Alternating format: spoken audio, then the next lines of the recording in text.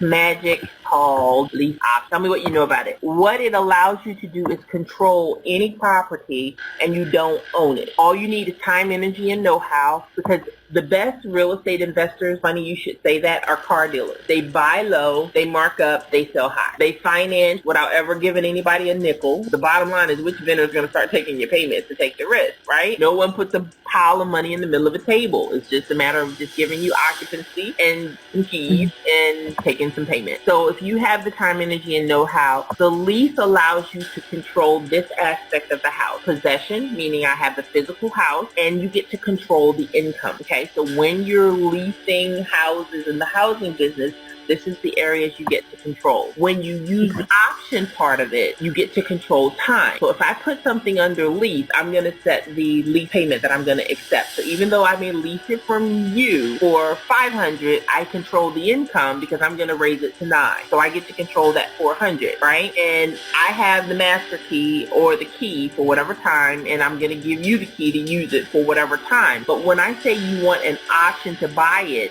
now I get to control how long I get to take that income. So I want it for 2 years, 5 years, 30 years, 40 years. So the option allows me to control the time I have on that house. So here's an example. And if it's corny, just laugh and just overlook me. Let's look at this quadruplex or 4-unit house. It is a little, so it's kind of bummed out because he's out of state, and you come along and you're like, hey, listen, he's got 2 vacancies.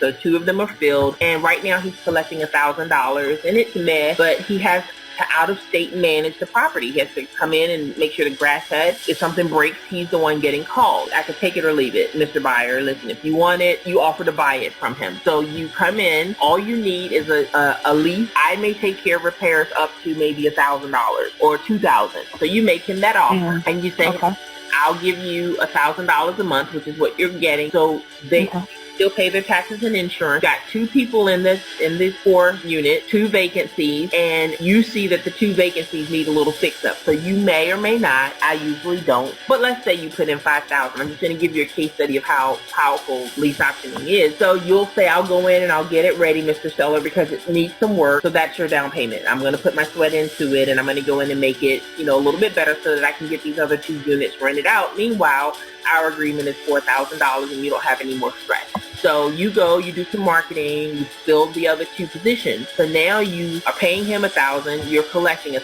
Fair enough. You have control of it. The seller gets $1,000 and you pay for your little maintenance and repairs, or even if you can decide to pay taxes and insurance, that's where the negative would come from. And then you may profit $600 a month.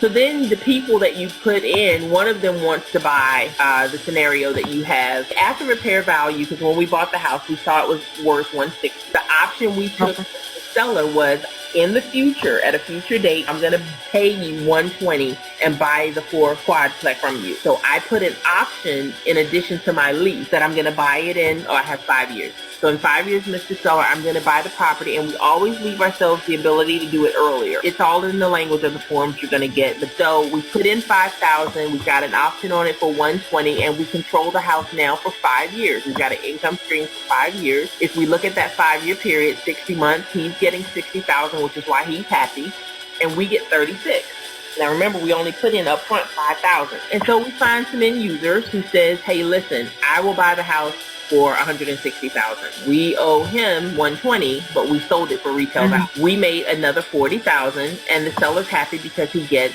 $160. So if we look at what we made by just controlling a property with a lease, 5 years time, $180 for the seller, and for us, we made $76,000, which is the difference between the, what we sold it for and what we owed, and then we collected over time. And so if you take $5,000 out of it, it's still not a bad day. This is basically a summary of what I just said.